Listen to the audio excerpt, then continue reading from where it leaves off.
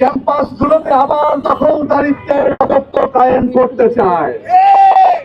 ছাত্রদল আসলে খুবই কষ্টে আছে যখন তারা দেখছে বিএনপি ক্ষমতায় থাকার পরেও তারা ক্যাম্পাসে গণরুম কায়েম করতে পারছে না, যখন তারা দেখছে ডাকসুতে তারা কোনো অবস্থান নিজেদের ধরে রাখতে পারেনি, ডাকসু সহ হল সংসদে তারা শিক্ষার্থীদের ম্যান্ডেট নিয়ে কোনো পদ পায়নি।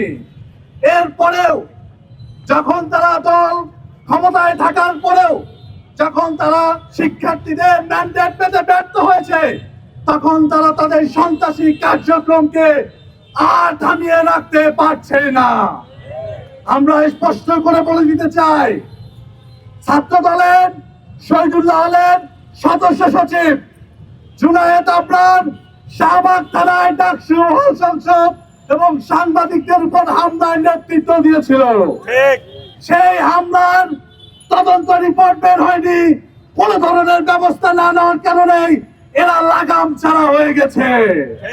এই ছেলেরাই আবার নতুন করে শিক্ষার্থীদের উপর, ইসলামী ছাত্র শিবির সহ হল সংসদের নেতৃবৃন্দের উপর হামলা করার সাহস করছে।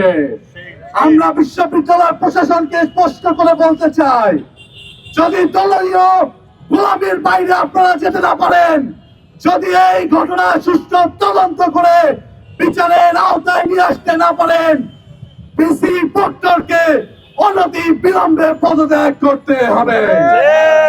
আমরা অনেক ধৈর্য ধরেছি, আমরা অন্যায়কারীদের শাস্তি নিশ্চিত না হওয়া পর্যন্ত আমরা আমাদের লড়াই সংগ্রাম চালু রাখবো এবং সকল হলে ক্যাম্পাসে শিক্ষার্থী বান্ধব পরিবেশ নিশ্চিত করার জন্য আমরা বিশ্ববিদ্যালয়ের প্রশাসনকে অনতি বিলম্বে উদ্যোগ নেওয়ার আহ্বান জানাচ্ছি।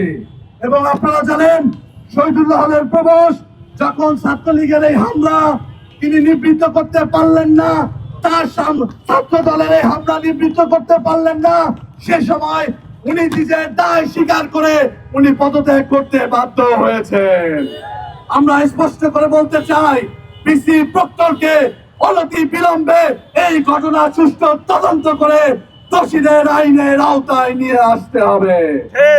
সে পর্যন্ত সকল সাধারণ শিক্ষার্থী সহ সকল দল সকলকে সন্ত্রাসীদের বিরুদ্ধে ঐক্যবদ্ধ থেকে রাজপথে লড়াই করার জন্য প্রস্তুত থাকার আহ্বান জানিয়ে আমার কথা এখানে শেষ করছি।